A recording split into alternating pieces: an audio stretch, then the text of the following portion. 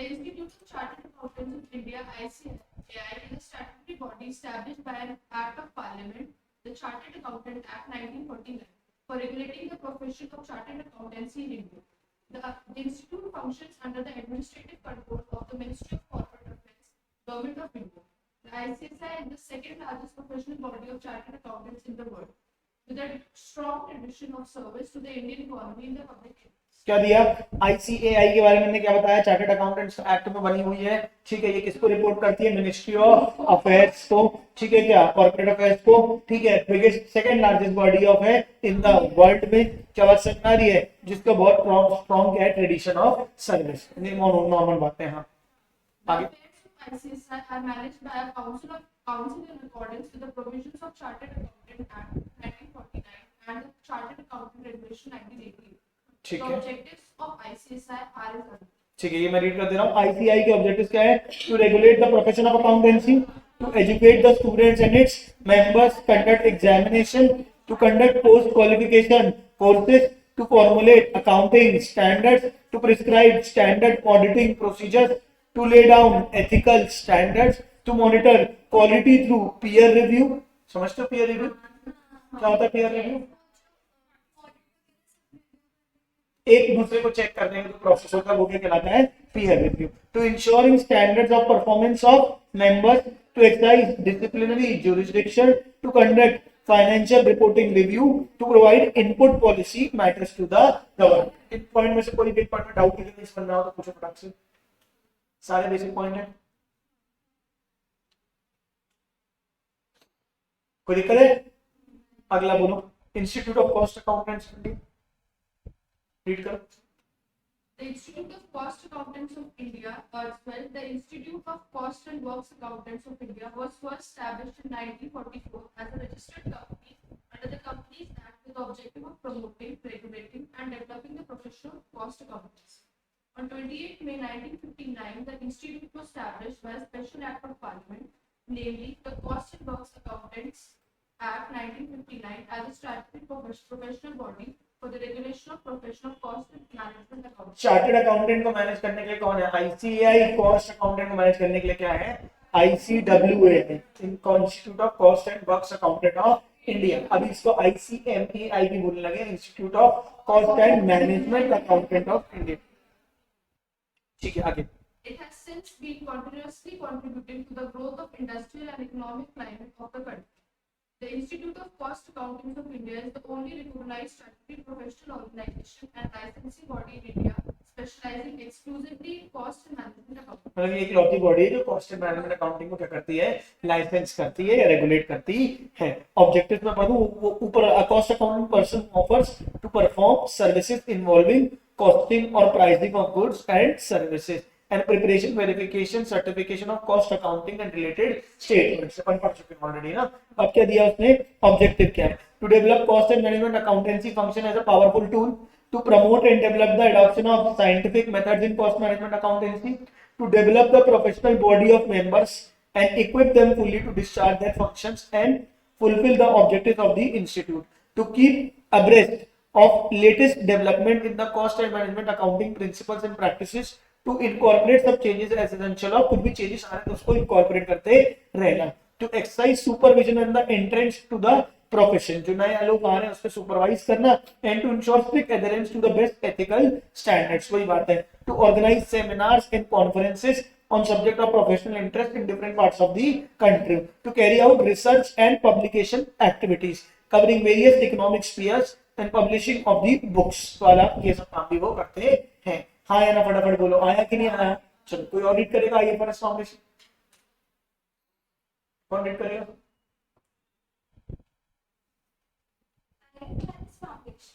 The International Financial Reporting Standards Foundation is a not-for-profit international organization responsible for developing a single set of high-quality global accounting standards known as the IFRS. IFRS standards क्या होते हैं बता चुका हूं तुमको। International financial reporting standard सारे देशों के लिए एक, तो ये एक नॉन फॉर प्रॉफिट बॉडी है जो सारी चीजों को मैनेज करती है। ठीक है। The mission of the foundation is to develop standards that bring transparency, accountability, and efficiency to the financial markets around the world. Their work serves the public interest by fostering trust, growth, and the long-term financial stability in the global economy. International organizations responsible for the well-being of the global economy support their work, including the G20, the Financial Stability Board, and the World Bank. IFRS standards are now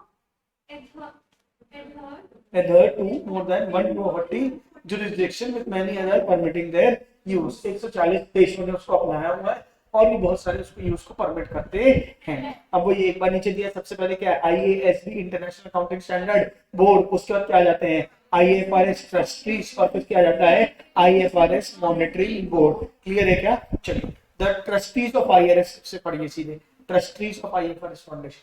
The trustees are responsible for the governance and the oversight of the international accounting standard. The trustees are not involved in any technical matters related to the IFRS standards. This responsibility rests solely with the board. The trustees are accountable to the monitoring board, a body of the publicly accountable market authority. मतलब ये कोई technical काम नहीं देखते हैं, सिर्फ क्या ये सारे टेक्निकल काम कौन देखता है? IASB देखता है। कौन देखता है? IASB। ट्रस्टीज से उनको क्या करते हैं? मॉनिटर करते हैं। ट्रस्टीज उनको क्या करते हैं? मॉनिटर करते हैं। ठीक है, Trustees are appointed for the renewable terms of the 3 ये इंपॉर्टेंट है कि 3 साल के लिए वो अपॉइंट होते हैं। लिख लो बाजू में।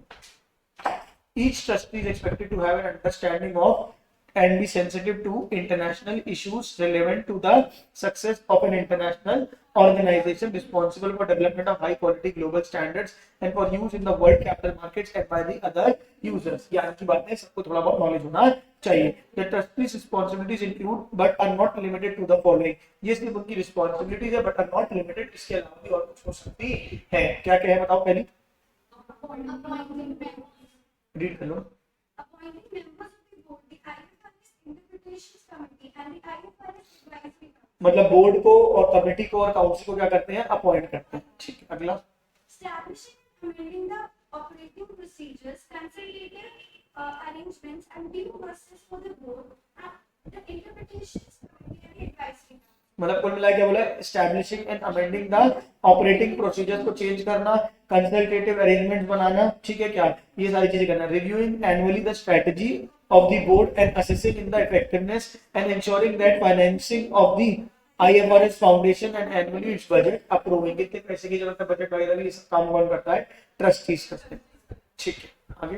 In exercising the governance responsibilities, the trustees may reconsider or amend the board's due process or recommend, for example, improvement to the board's outreach activities. In addition, the Constitution requires the trustees to undertake a formal public review of the structure of the IFRS Foundation, its governance arrangements, and its effectiveness in fulfilling the organization's objectives every 5 years. बस क्या बोला है? Trustees undertake formal public review लेते हैं, वो structure देखते हैं सही है कि नहीं है, और तो गवर्नेंस सही है कि नहीं है, अरेंजमेंट है कि नहीं, और जो काम कर रहे हैं वो इफेक्टिव है कि नहीं। बेसिक जो ट्रस्टीज करते हैं किसी भी ऑर्गेनाइजेशन में, है ना, चेक करने व मॉनिटर करने वाले काम करते हैं। The trustees are accountable to the monitoring board of public authorities. Their reports to the monitoring board are available on trustees meeting pages। मतलब IASB किसको रिपोर्ट करेगा? IFRS फाउंडेशन ट्रस्टीज को, और ट्रस्टीज किसको रिपोर्ट करेंगे? IFRS फाउंडेशन मॉनिटरिंग बोर्ड को। ये public authorities मतलब सरकारी एजेंसी होती है जिसको ये लोग क्या करते हैं? रिपोर्ट करते हैं। हाँ या ना, फटाफट बोलो। नहीं आ रहा समझ में? एकदम बेसिक बातें। ठीक है, अगला क्या है? IFRS advisory council. The advisory council is a formal advisory body up to the trustees of IFRS Foundation and the International Accounting Standard Board. It consists of a wide range of representatives comprising individuals and organizations with an interest in international financial reporting। ठीक है क्या, जैसे ICI भी council का एक part है। ठीक है क्या? The focus of advisory council is to provide strategic support and advice to the IFRS Foundation, and it meets in London at least twice a year for the period of 2 days। ठीक है क्या? साल में 2 बार इनकी meeting होती है, 2 दिन के लिए। ठीक है क्या? Advisory 51 organizations from across the world are represented on the advisory council with 50 individual members। 3 additional organizations are official observers। Members of the advisory council are appointed by the trustees। Advisory council को कौन appoint करता है? Trustees। Members include investors, financial analysts and other users of the financial statement, as well as preparers, academics, auditors, regulators, professionals, accounting bodies and standard setters. कुल मिला के सारे जो organisation के लोग हैं वो काउंसिल मेंबर्स होते हैं और वो लोग जाके क्या करते हैं, मीटिंग करते हैं। 50-51 लोग होते हैं। हाँ या ना फटाफट बोलो, ठीक है क्या? How is the IFRS standard set? इसको पढ़ने की जगह सीधे डायग्राम देख लो। क्या होता है सबसे पहले? Public board meeting broadcast live from the, एक सेकंड, सबसे पहले एजेंडा पेपर। सबसे पहले क्या है? Agenda papers that inform the board's deliberations. ये क्या हम चाहते हैं? Discussion and decision summarises that are made available after the meeting. Comment letters received on our consultation document. Public board meetings broadcast live from London office. मतलब पहले क्या हुआ? पहले एजेंडा सेट किया जाता है, फिर मीटिंग की जाती है, मीटिंग के जो डिस्कशन होता है उसको समराइज करके आगे पहुंचाया किया जाता है। ठीक है, जो भी कमेंट लेटर्स होते हैं कि सबने क्या क्या अपने कमेंट दिए वो कमेंट लेटर्स बनते हैं। Received on our consultation documents, वो डॉक्यूमेंट्स में जाते हैं और ये पूरी जो मीटिंग हो रही होती है उसको क्या किया जाता है? लाइव ब्रॉडकास्ट किया जाता है। कहाँ पे? From London office. क्या बात समझ में? ये पूरा पढ़ लोगे क्या ऊपर का? अरे बेसिक बेसिक बातें हैं, सब हाँ या नहीं बोलो। अगला क्या है? International public sector accounting standard board. ऊपर क्या था? IASB। क्या था? IASB, international accounting standard board. क्या था? International accounting standard board. Triangle के नीचे वाला डब्बा देखोगे तो, ठीक है क्या? और अब क्या है? International public sector accounting standard board. एक था IASB, ये है IPASB। क्या है? IPASB, IPSASB, IPSASB, international public sector. ASB वही होता है अकाउंटिंग स्टैंडर्ड बोर्ड। तो क्या है? IPSASB। ठीक है क्या? रीड कर दो कोई एक जन। कौन रीड करेगा? आरती करो, इसके बाद कर लेंगे। The IPSASB develops accounting standards and guidance for use by public sector entities. The structures and processes that support the operation of the IPSASB are facilitated by the International Federation of Accountants. मतलब क्या बोला? IPSB develops accounting standards and guidance for public sector entities. सरकारी कंपनियों के लिए जो अलग बनते हैं वो IPSASB बनाता है। ठीक है, और उसको सपोर्ट कौन करता है ऑपरेशंस को? International financial federation of accountants. मैं रीड कर रहा हूँ। The IPSB strategic objective is strengthening public financial management globally through increasing adoption of accrual based international public sector accounting standards। मतलब अक्रूवल बेसिस को फॉलो करने के लिए ये लोग क्या करते हैं? पब्लिक सेक्टर के लिए अलग से स्टैंडर्ड बनाते हैं। Delivered through two main areas of activity both which have public interest focus. पहला क्या है? डेवलपिंग एंड मेंटेनिंग IPAS यानी पब्लिक सेक्टर अकाउंटिंग स्टैंडर्ड्स। क्या है? Public sector accounting standards and other highly qualified financial reporting guidance for public sector. मतलब public sector के लिए standards बनाना और गाइडेंस नोट्स बनाना। Raising awareness of IPS and the benefit of accrual adoption. मैं पूरा IPS बोलूंगा, पूरी पंचायत नहीं बोलूंगा। हाँ या नहीं बोलो? The IPASB follows an open and transparent due process to ensure that IPASB are developed in the public interest। ये जो स्टैंडर्ड बन रहा है किसके लिए बन रहा है? पब्लिक इंटरेस्ट पे बन रहा है। हाँ, फिर क्या है? This process provides the opportunity of all those interested in public sector financial reporting, including those directly affected by the standards, to make their views known as IPSASB and ensures that all views are considered in the standard setting development process। सबसे opinion माने जाते हैं, सबके views दिए जाते हैं, खासकर उनसे जो लोग इसको यूज करने वाले हैं, और उनके व्यूज को क्या लेकर ध्यान में रखा जाता है स्टैंडर्ड को सेट करने से पहले। Following the report of IPSB governance review group in 2015, the public interest committee was established। The public interest remit is to provide assurance that ये जो standard board है setting activities are in public interest by providing recommendation on। मतलब ये जो बना रहे अलग से बॉडी बना दी गई जो क्या करेगी? पब्लिक सेक्टर, पब्लिक का हक रखेगी। क्या बात समझ में आ रही है? तुम सब बड़े लोग, तुम लोग बना लोगे, जनता का भला हो रहा है कि नहीं हो रहा है ये देखने के लिए क्या किया गया? एक अलग से कमेटी बनाई गई, पब्लिक इंटरेस्ट कमेटी, क्या बोला गया इसको, पब्लिक इंटरेस्ट कमेटी, ठीक है क्या, प्रोवाइडिंग रिकमेंडेशन ऑन, वो किस किस पे देगी, जो आईपीएसबी है उसमें जो स्टैंडर्ड्स है उसमें, the arrangement for nomination appointment members पे करेगी, the procedures and the process for formulation of IBSB strategies and work plan and development of IPS, मतलब पूरे प्रोसेस को बस चेक करेगी कि सारी चीजें पब्लिक इंटरेस्ट में हो रही है कि नहीं। हाँ या ना फटाफट बोलो, नहीं आया, ये ऑब्जेक्टिव रीड करके आओगे देख लो, मेन कॉन्सेप्ट बता देना तो ऑब्जेक्ट समझ में आ जाएंगे। हाँ या नहीं बोलो।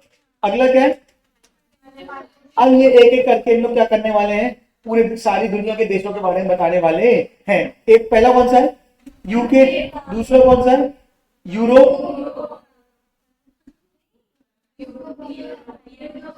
फाइनेंशियल रिपोर्टिंग एडवाइजरी ग्रुप, ठीक है, फिर क्या है, FASB, financial accounting standard board, ठीक है क्या, फिर क्या आ गया, अमेरिका, फिर क्या आ गया, ऑस्ट्रेलिया, फिर न्यूजीलैंड, ऐसे खेलते रहेंगे लोग, बोलो हाँ नहीं।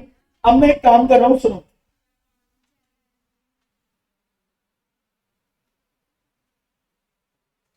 मैं 5 मिनट का समय दे रहा हूं, यूके वाला खुद से रीड करेंगे, मन में सब लोग रीड करो अभी जल्दी, यूके वाला पूरा पैराग्राफ।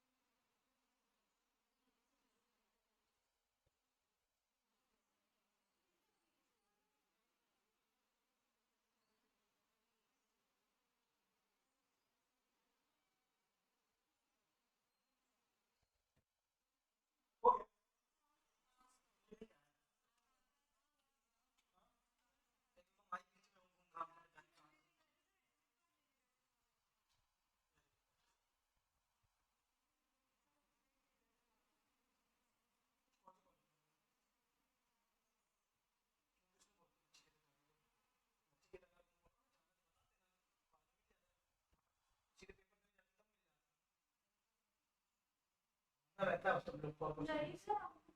चलो अच्छा बाकी लोग पढ़ो। बीच में आज पूरा आ रहा है कि थोड़ा थोड़ा आ रहा है? हाँ लास्ट की कौन सी लाइन बताओ मेरे को, बताओ कौन सा? मैं सीधे लास्ट थर्ड पैराग्राफ पढ़ लूं जो बड़ा वाला है पूरा? हाँ थर्ड पैराग्राफ क्या बोल रहा है बताओ मेरे को। The FRC board is responsible for the overall governance and strategy of the FRC यानी Financial Reporting Council and ultimately approves all the codes and standards issued by the FRC। मतलब FRC board जो है वो पूरे responsible है किसके लिए? FRC के लिए। काउंसिल के लिए एक बोर्ड बना हुआ है, ठीक है क्या? फिर उसने क्या बोला? The chair and deputy chair are appointed by the secretary of state for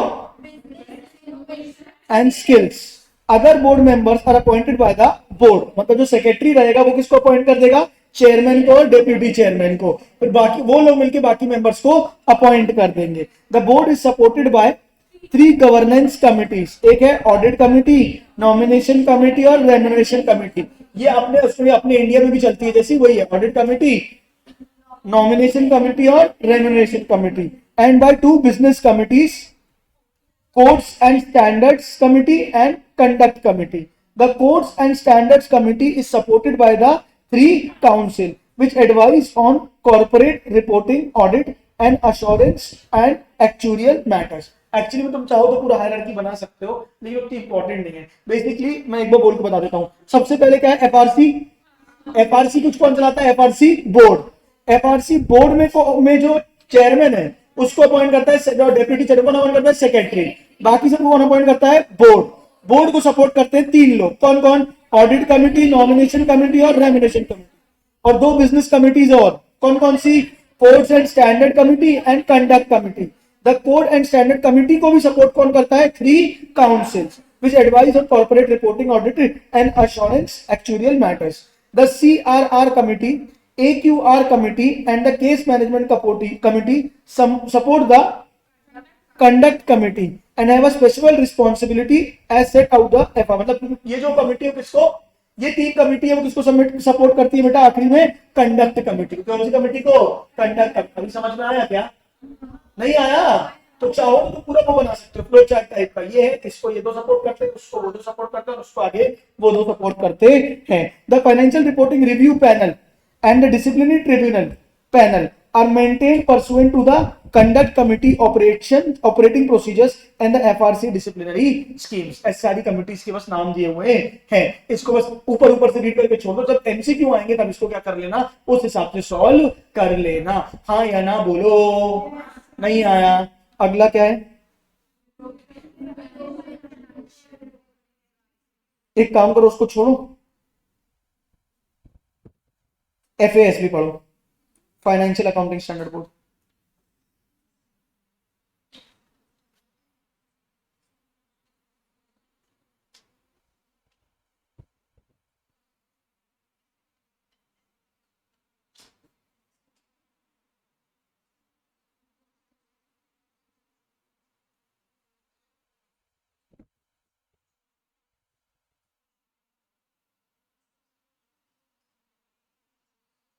based on Norwalk Connecticut लिखा हुआ है, उसको छोड़ देना, उसके लिए मत परेशान होना। ये सिर्फ एक ऑर्गेनाइजेशन है, बनी थी, ठीक है, that establish financial accounting and reporting standards for public and private companies and not for profit organisation that follow generally accepted accounting principles. नहीं आया समझ में? फिर क्या बोला? The FASB is recognised by US Security Exchange Commission as the designated accounting standard setter for public companies. FASB are recognized as authoritative by many other organizations including state boards of accountancy and American Institute of CPA। मतलब FASB को क्या दिया गया है? Recognition दी गई है America के बहुत सारे इंस्टीट्यूट्स में। किस चीज के लिए? कि ये पब्लिक सेक्टर के अकाउंटिंग स्टैंडर्ड सेट करेंगे। The FASB develops and issues financial accounting standards through a transparent and inclusive process intended to promote financial reporting that provides useful information to investors and others who use financial reports। मतलब अच्छे financial standard set करने की responsibility उठाते हैं। फिर क्या है? The financial accounting standard foundation supports and oversees the FASB established in 1972. The FAF is independent private sector, not for profit, based on Norwalk, which is responsible for oversight, administration, financing and appointment of the FASB Government Accounting Standard Board. नहीं आया। अब ये लग रहा है इतना सारा याद कैसे रखेंगे, कौन किसका क्या, रखने की जरूरत ही नहीं है। बात समझ में आ रही है? बस मेन बातें जो है ना, जैसे FASB क्या करता है उसको बाजू में लिख लेना, ठीक है। सीधे एमसीक्यू में चले जाना, सीधे क्या में चले जाना, एमसीक्यू में। एमसीक्यू पहले जाके एमसीक्यू रीड करना इस चैप्टर के, तुमको समझ में आएगा किस किस प्रकार के एमसीक्यू आ रहे हैं। उसके बाद फिर तुम क्या करना, उस चैप्टर की मेन बातों को क्या कर लेना, हाईलाइट कर लेना, क्योंकि इतना याद करने बैठ ही नहीं सकते हो ना, बैठने की जरूरत है। बेसिक आइडिया लेने की जरूरत है जो तुमको आता जा रहा है। हाँ या ना फटाफट बोलो। नहीं आया? FASB क्या करता है? फाइनेंशियल अकाउंटिंग स्टैंडर्ड बोर्ड, जिसको अमेरिका की बहुत सारी बॉडीज ने रिकॉग्नाइज करके रखा हुआ है पब्लिक सेक्टर अकाउंटिंग बनाने के लिए। ये अकाउंटिंग स्टैंडर्ड सेट करता है, सबको इस पर भरोसा है और ये बहुत अच्छे स्टैंडर्ड बनाता है। That's it. इससे ज्यादा इसमें दिमाग लगाने की जरूरत नहीं है। हाँ या ना बोलो। अगला क्या है? अब ये इसका एडिट का मिशन क्या है? The collective mission of FASB, GASB and FAF। कौन है ये FASB, GASB एंड FAF? बताओ मुझे। FASB का financial accounting standard board, GASB और FAF कहां से चला? हाँ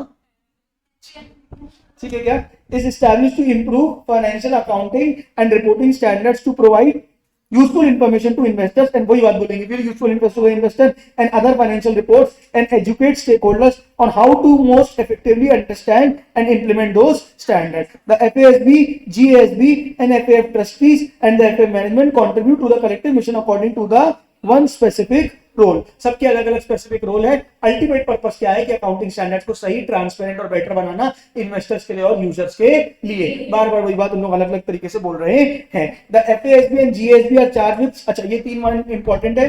जो FASB एंड GASB उसकी इंचार्ज, उसकी वो क्या है, responsibility, are charge with setting highest quality standards through a process that is robust, comprehensive and inclusive। तो FASB, GASB के बाजू में लिख दो, ये क्या करेंगे, स्टैंडर्ड सेट करेंगे, हाईएस्ट क्वालिटी स्टैंडर्ड सेट करेंगे।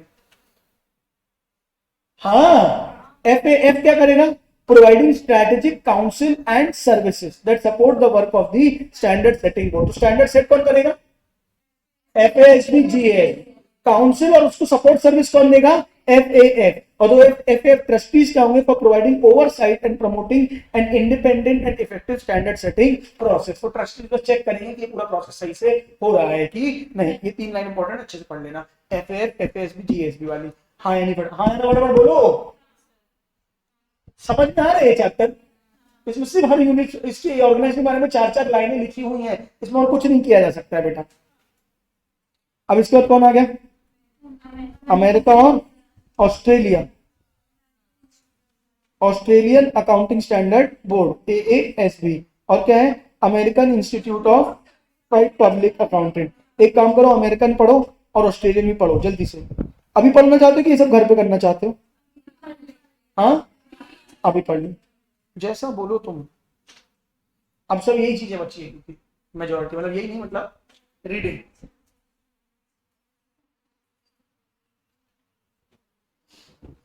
ये भी पढ़ो, ऑस्ट्रेलियन भी पढ़ो।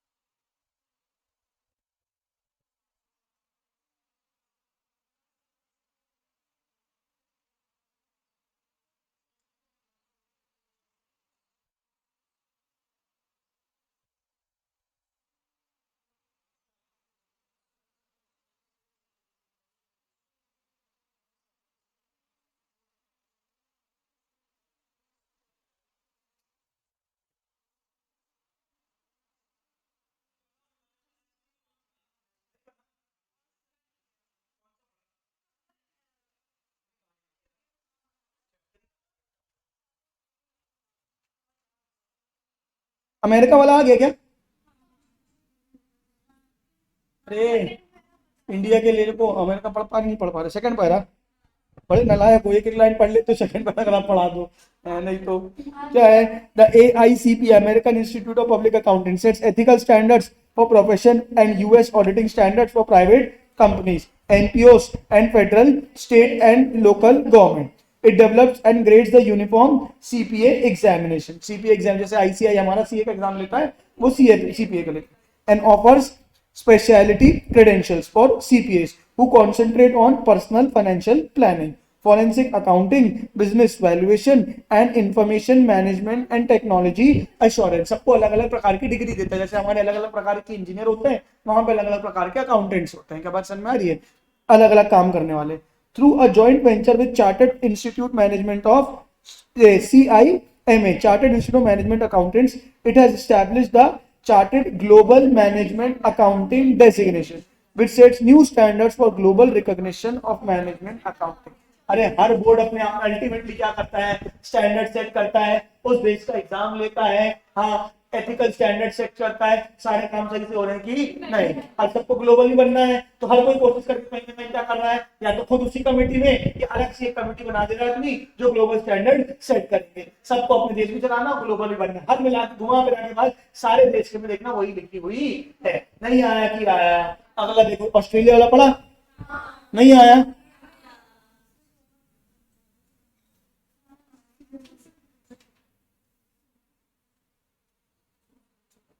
बस देखो तुमको यही बचा है, पूरे ये पढ़ना है। एक काम करूं, ये होमवर्क दे दूं, पूरा रीड करके आओ, जो डाउट्स वाले टॉप वाले पैराग्राफ ले लूंगा मैं, क्या बोलते हो?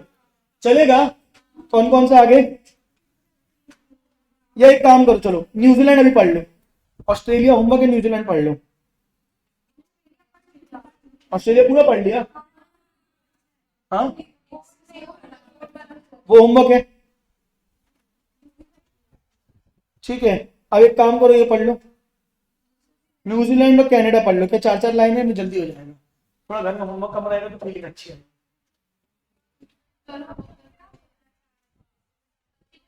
कोई बात नहीं, अभी पढ़ लो, सही बोलोगे पढ़ लेना, आज मना नहीं आया। पढ़ो ना, पर होमवर्क नहीं करके आओ, इसलिए बोलो अभी पढ़ लो, अभी पढ़ो।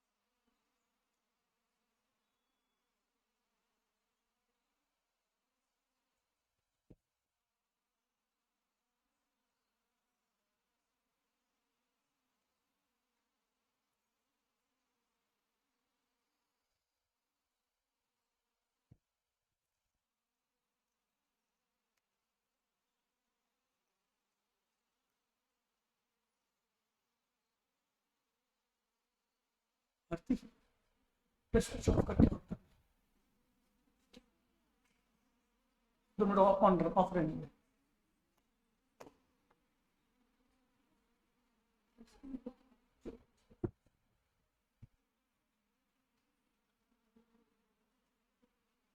क्या हुआ मुस्कान, नहीं आ रहा?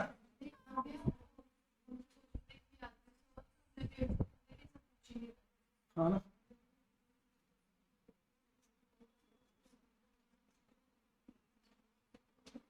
सिर्फ एक बार रीडिंग, इसको एकदम याद करना ही नहीं है, सिर्फ एक बार रीडिंग करनी है कि कहीं नाम आ जाए तो तुम्हें पता होना चाहिए।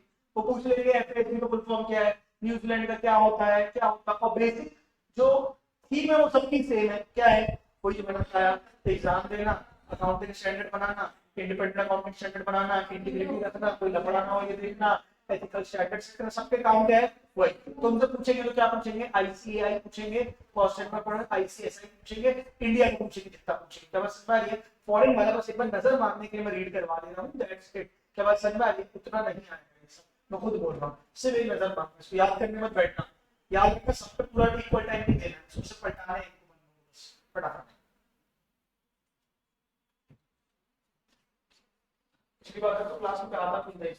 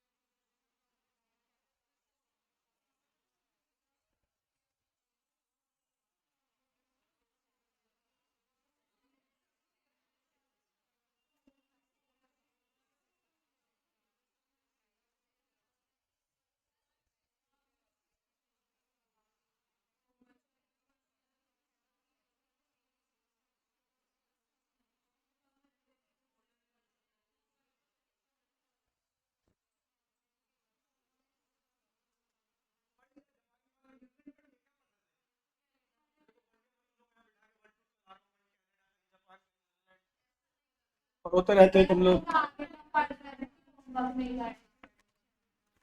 तुमने कहाँ तक पढ़ लिया ये बताओ। अच्छा अभी कनाडा हो गया।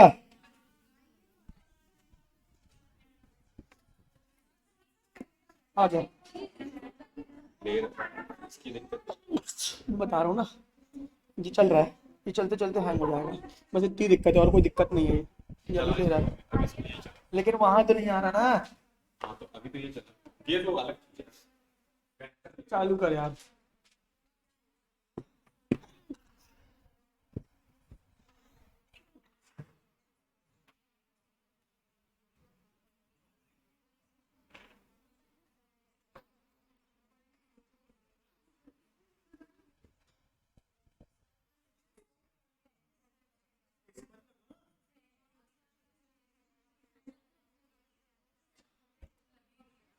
कहाँ है फैन का जी, एसी का रिमोट?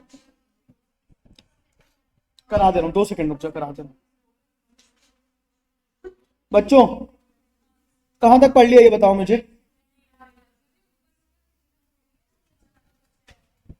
ऊपर वाला कनाडा पढ़ लिया, नीचे वाला कनाडा बचा है, ऐसा बोल रहे हो? जापान न्यूजीलैंड बचा है। सुनो ना, ये पूरा करके आ जाओगे क्या? एक एक पैराग्राफ में 20 मिनट लगेंगे टोटल। आए होम ऑफ विक्ट्री वाला चैप्टर कंप्लीट करना है।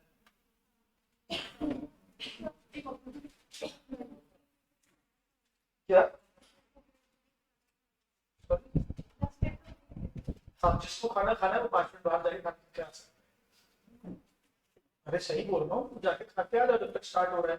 बाकी सबको ब्रेक नहीं दूंगा क्योंकि 10 बार पढ़ाई करता है, ब्रेक दे दूँ। अभी तो ब्रेक दिया जाएगा 10 मिनट पहले। नहीं सीरियसली बोल रहा हूँ, जितने लोगों ने खाना नहीं खाया जाके फटाफट खाना खा के आ जाओ। चालू करने में 5 मिनट लग जाएंगे, लेकिन ब्रेक बोलो तो सीधे आधा घंटा चला जाता है। फिर कौन सी लाइट आई इसमें?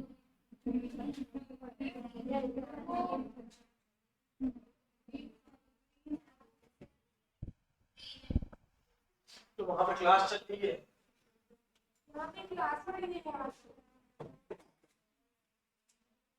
हाँ, चालू हुआ।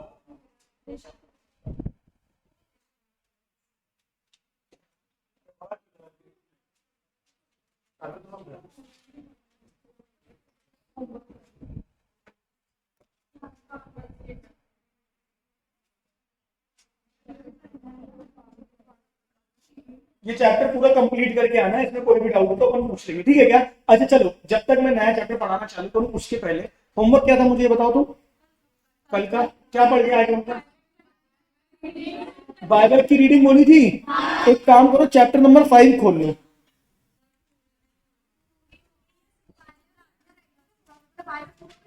चैप्टर नंबर 5 तो खोलो। अच्छा तुम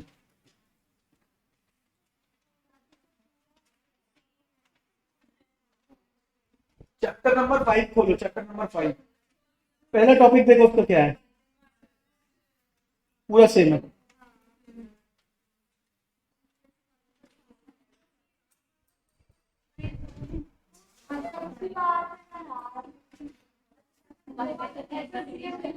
DRR डिबेंचर रिडम्पशन के पहले तक, डिबेंचर इशू एंड रिडम्पशन के पहले तक का वो एस्क्रो वो पूरा तुम्हारा कॉमन है। एसएलसीएन में जो होता है पूरा सेम है। हाँ ये पूरा रीड करना, जो पैराग्राफ में समझ में वो बता दूंगा, बाकी पूरा सेम है बेटा। हाँ नहीं आया, अभी 2 मिनट रुक जाओ, टीचर जी कहाँ जा रहे हो? डिबेंचर पढ़ा है? डिबेंचर ये चैप्टर, ये वाला जो चैप्टर है, चैप्टर नंबर कौन सा है ये? 5। ये एक्चुअली में कोई चैप्टर होने नहीं चाहिए। जितने टॉपिक्स पढ़ चुके हैं ना, सबकी थ्योरी निकाल निकाल के एक साथ लिख दी है बस ने। आपने डिबेंचर पढ़ लिया पूरा? डीआरआर बनाते थे याद है? कब बनाते थे कब नहीं बनाते थे याद है? रीडिंग की थी हमने पूरी। डीआरआर 15% डीआरआई बनाता है। लिस्टेड कंपनी पूरी पूरी लिस्ट पढ़ी थी हमने, याद है? ये पूरा डिबेंचर दिया हुआ है पूरा तुम्हारा। Shares and difference between debenture, ठीक है। इशू ऑफ डिबेंचर्स, ठीक है। इशू ऑफ सिक्योर्ड डिबेंचर, ठीक है। Issue for cash consideration other than cash, collateral security, ठीक है। ये पूरा सेम है। Debenture of issued as collateral security याद है? Accounting entries pass, accounting entries not pass, जब एंट्रीज पूरा पूरा सेम है। ये रिडम्पशन ऑफ डिबेंचर, ये डीआरआर पूरा सेम है। Methods of redemption of debentures, ये ईसॉप के पहले तक था, 165 पेज नंबर था ये पूरा सेम। ईसॉप पढ़ा है? कब पढ़ा? एसएलसी में पढ़ा था, इसमें भी पढ़ा। आ जाओ ईसॉप में भी आगे।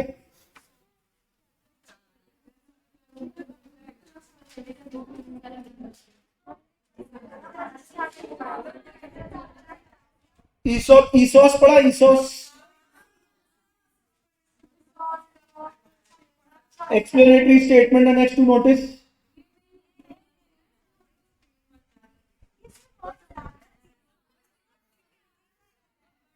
बहुत ज्यादा दिया है तो अपन एक काम करेंगे, इसके अपन सीधे एमसीक्यू करेंगे।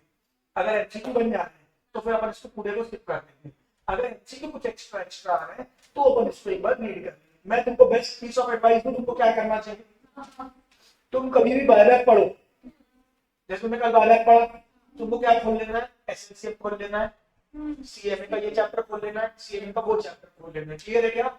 एक बार एसएनसीएफ का बायबैक पढ़ लिया, वो वाला चैप्टर खोला, जितना कॉमन है एक बार में मार्क करते हैं कि ये कॉमन हो गया, ये अनकॉमन क्वेश्चन है उसे सब रीड कर लिया। फिर तीसरे चैप्टर पे फिर पूरा कॉमन क्वेश्चन कर दिया, फिर एक पैराग्राफ रीड कर लिया। तो इससे क्या होगा, सारे टॉपिक्स जो होंगे तुम्हारे क्या हो जाएंगे, साथ ही साथ में कवर होते चले जाएंगे। ईसॉप एसएनसीएफ में खोला, वहां खोला, यहाँ खोला, ईवीए आया, ईवीए इसमें खोला, उसमें खोला, जितना हो सके 3-3 किताबें लेके बैठो, जहां जहां एक साथ क्या करते चले जाओ, कवर करते जाओ। तुम इतना सुखी रहोगे तो सोचो तुम्हारे एक चैप्टर 3-3 चैप्टर 3-3 टॉपिक अलग अलग सब्जेक्ट के कंप्लीट होते चले जाएंगे। बात समझ आ गई? और ये इंपॉर्टेंट भी है, कब कौन से एग्जाम में जाए तुमको नहीं पता ना बेटा। ये कहीं ना कहीं में क्या लिख दिया, सीएमए में लिख दिया, एक आध जगह एफएमएस में भी लिख दिया और एक जगह एसएनसीएल में भी लिख दिया। पूछ रहा है कि ईबीसीएल में लेंगे कि कोई गारंटी थोड़ी है, ठीक है क्या? तो इसलिए परेशान नहीं हो, पढ़ दिया तुमको बनना चाहिए। आया कि नहीं आया फटाफट बोलो। चलो, तो मतलब मैं बस ये जानने की कोशिश कर रहा हूँ उसमें मुझे क्या पढ़ाना है। चलो एक बार मार्क कर लो वो वाला, क्या explanatory statement and to notice है, थोड़ी सी थ्योरी लेकिन पढ़ा दूंगा मैं, कोई दिक्कत नहीं है। अंडर राइटर ऑफ शेयर्स,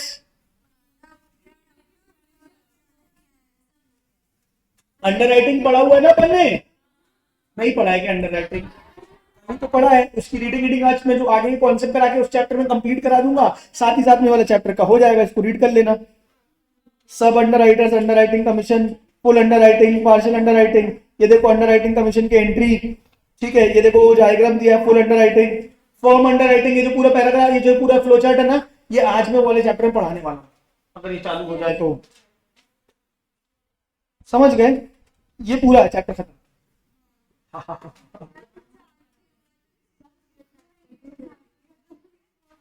समझ रहे हो? दिखने में लग रहे हैं 4-4 5-5 चैप्टर से, पर कॉमन है सारी चीजें। हाँ, 5 के बाद और कौन सा चैप्टर खुलवाऊं बताओ? 2 चैप्टर हो गए आज।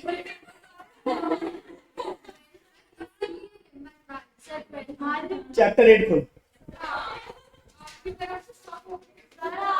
नहीं, तुम अगर मैं ऑनेस्टली पूछूं, अगर बोलो तो हम क्लास में उस पर टाइम दे, पर मुझे नहीं लगता उसमें टाइम देने का सेंस है। घर पे रीड करो यार, क्योंकि घर पे तुम जाके पढ़ लेंगे, इंस्टेंट तुम जल्दी फ्री हो जाओगे यहाँ से इन सब चीजों। चैप्टर 8 खोलो, 5 टॉपिक है इसमें, सिर्फ साइड हेडिंग देखो, की concept you should know. Chapter मत खोलो। ऑडिटर्स रिपोर्ट, डायरेक्टर्स रिपोर्ट, ये मैं पढ़ा दूंगा। ऑडिटर्स रिपोर्ट, डायरेक्टर्स रिपोर्ट में पढ़ा दूंगा। क्या बचा? ईवीए, एनवीए, एसपीए, पूरा सेम पढ़ा हुआ है। एसपीए पढ़ाना है, एसपीए वहां छूटा हुआ था, यहाँ पढ़ा दूंगा, हो जाएगा। हाँ या ना बोलो? देख रहे हो कॉर्पोरेट उठाने के पहले लग रहा था ना बहुत बचा है। अब एक बार यहाँ पे आओ। अरे नहीं आ रहा हूँ यार, कहीं तुम लोग पहले इंडेक्स में आओ, इंडेक्स में माता। एक तो स्क्रीन दिख नहीं रही ना, कहाँ दिखाऊं तुमको? इंडेक्स है ना तुम्हारे पास, बुक में इंडेक्स खोलो। चैप्टर नंबर 1 2 3 4 हो गए। 5 अभी अपन ने डिस्कस किया। हाँ, 5 अपन ने डिस्कस किया, उसको टिक मार सकते हो। 11 उसको टिक मार सकते हो। 10 हो चुका है, बोलो हाँ। बचे कौन से? 6 7 8 9 और 12। कौन से? 6 7 8 9 12। अब तुम अगर देखना चाहो 7 मैं कराऊंगा पूरा में। अभी 6 अभी अपन ने कौन सा देखा?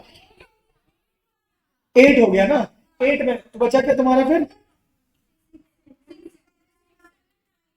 6 7 9 12। 2 मिनट 6 भी खोलो।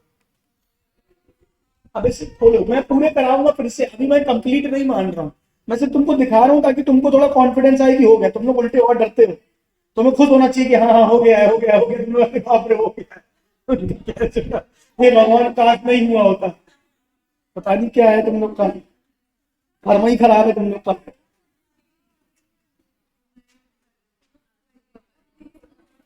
आओ चैप्टर नंबर 6 खोलो, पहला topic balance sheet. Chapter number 2 corporate accounts का याद है, वो पहला पढ़ा था हमने, बैलेंस शीट का फॉर्मेट, बैलेंस शीट, पीएनएल दिख रहा है, डेप्रिसिएशन, आखिरी की 3 चीजें पढ़ाऊंगा, सीएसआर, रिलेटेड पार्टी डिस्क्लोजर और ऑडिट वेरिएंट। चलो ये वाला चैप्टर पूरा ही करा,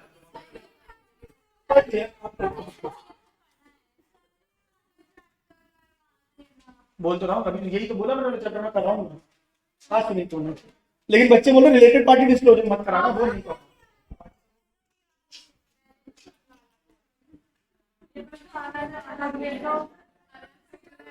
कंप्लीट कंप्लीट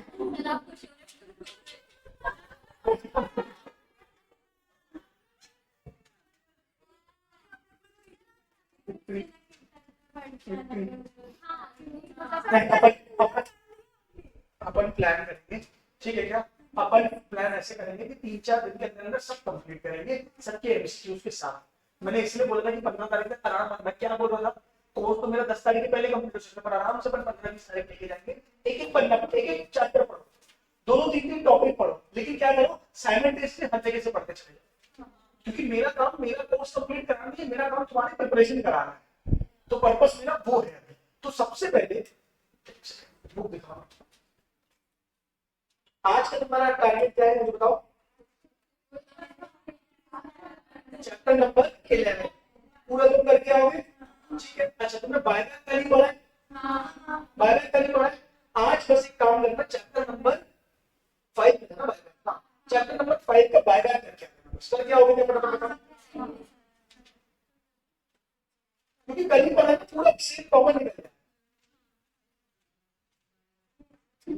पूरा बायबैक ही चैप्टर है, एस्ट्रो अकाउंट के पहले का, मतलब पेज नंबर 159 के पहले तक का तुम पढ़ के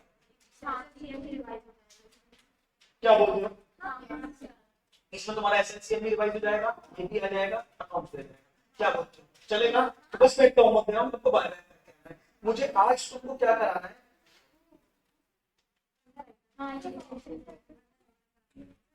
क्या बचा है,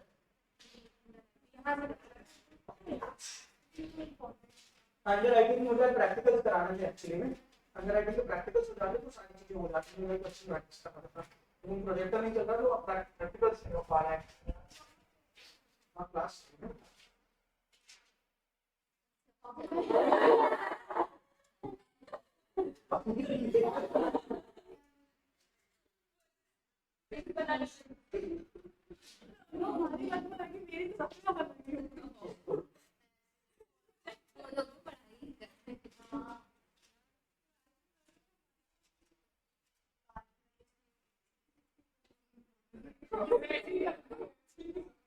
कोई और कुछ करता हो कोई डांस करता हो तुम्हें काले डांस कर लेती, तो अच्छी तो भिखारी करेंगे काट कर मामा की आवाज जिसको देखी कुछ चलेगी, तुम्हें बहुत कुछ काम नहीं है।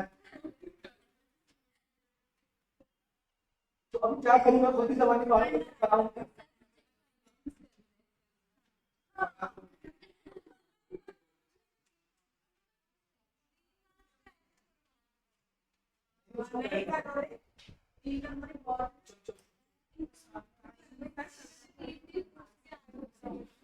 चलो ठीक है, एक काम करो, प्रोजेक्टर एक बार ट्राई करो, तो मैं क्या करूं मेरे को समझ ही नहीं आ रहा,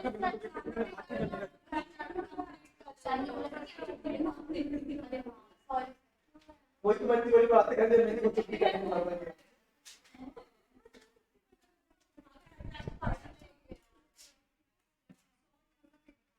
अच्छा एक बात और बताओ, ये वाले चैप्टर में हिस्सा पढ़ लिया अपन ने, हिस्सा पूरा हो गया है ना इसका, बस इसकी प्रैक्टिकल्स कराने बचे हैं मुझे, है ना, इसके प्रैक्टिकल्स मेरे को 2 प्रैक्टिकल कराने हैं हिस्सा और उसके, तो होमवर्क लिखूंगा चैप्टर नंबर 5, चैप्टर नंबर 5 का बायबैक और हिस्सा।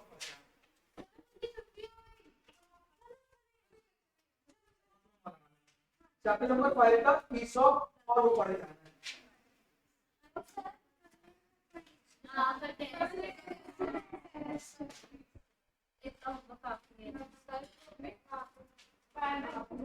चलो कोई बात नहीं, एक काम करो, आज क्या करेंगे? कल नहीं दे रहा टेस्ट, कल नहीं दे रहा होमवर्क, कल होमवर्क नहीं है, परसों भी नहीं है। चलो परसों लेकिन 6 चैप्टर पूरा चाहिए मुझे फिर। ये रहा। क्योंकि ये सारी चीजें अंडर राइटिंग एक साथ नहीं होगी, ठीक है क्या? फिर चैप्टर में सारी चीजें डिमेंशन भी पढ़ के आना, उसका पूरा पढ़ के आना, इस बार में तुम्हारा डिमेंशन भी बन जाएगा। चलेगा? हाँ, होमवर्क नंबर 5 बोलो परसों पर 11 जो भी करा जैसे नंबर 11 एंड 5 परसों। अभी ये मत करना कि परसों ही करना, आज 11 करते, एक काम करो, कल 11 परसों जो तुम नहीं पढ़ गा ले रहे तो परसों बोलो ऊपर मुझे तुम्हारी नालायकी पूरा भरोसा है।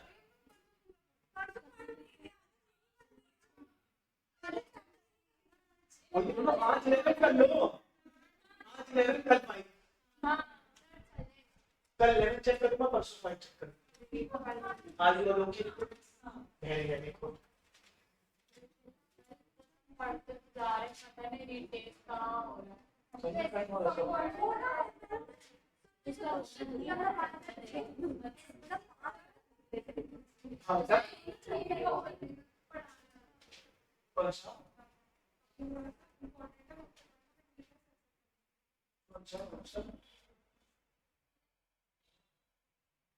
हाँ हाँ हाँ हाँ, ये कराना है हमको अकाउंटिंग स्टैंडर्ड के लिए, ये मुझे याद रखना है।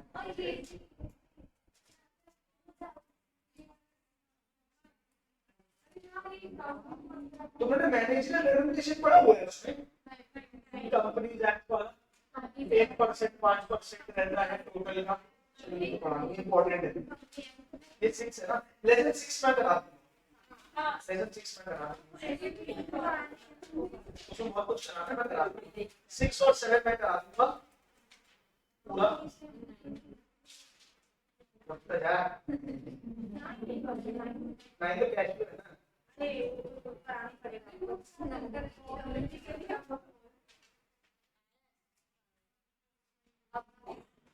बस सिलेबस कंप्लीट है बट मतलब अगर संडे में ढंग से पढ़ लिया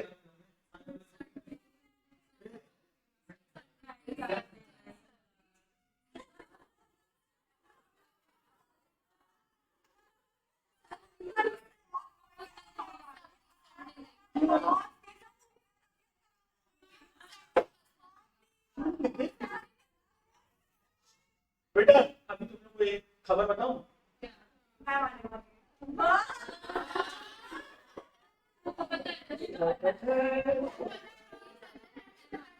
तुम्हें पता नहीं है क्या होगा फिर, है ना? मैं आने वाली फिर मेरे को ही शक नहीं मिलेगा बेटा, मेरे को जब तक समय मिल रहा है प्लीज मुझे पढ़ा लेने दो, खत्म करा देने दो, ठीक है? देख मेरे टारगेट है कि जल्दी जल्दी तुम्हारे सिलेबस निपटे तो फिर अपन रिवीजन और टेस्ट थोड़ा सा प्लान कर पाएंगे ना बेटा। संडे आज हमें क्या दिक्कत, तुम लोग क्या करना, कौन सा तुम लोग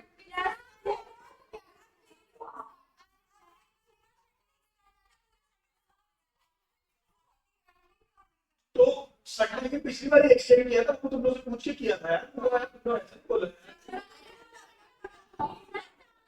तेरी तबीयत वैसी कौन सी है क्योंकि तेरे पास तो खराब होता है, तेरी तबीयत अब दूसरे दिन तो खराब होती रहती कुछ ना कुछ। हाँ 7 बजे इस बार टाइम पहले से एंड टाइम में लिख के भेजेंगे कि इतने बजे छुट्टी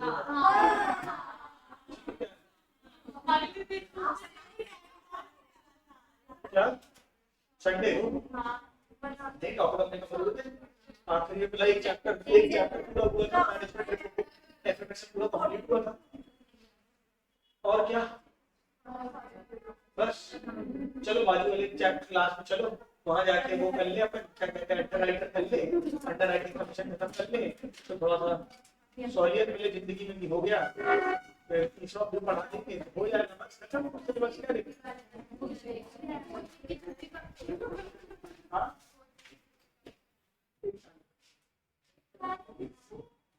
एक महीने अपने पूरा आ जाएगा, सोचो हाँ हाँ दलाली काटोगे नहीं छोड़ेंगे, टाइमिंग कम हो जाएगी बोले, किसी का आना पड़ेगा।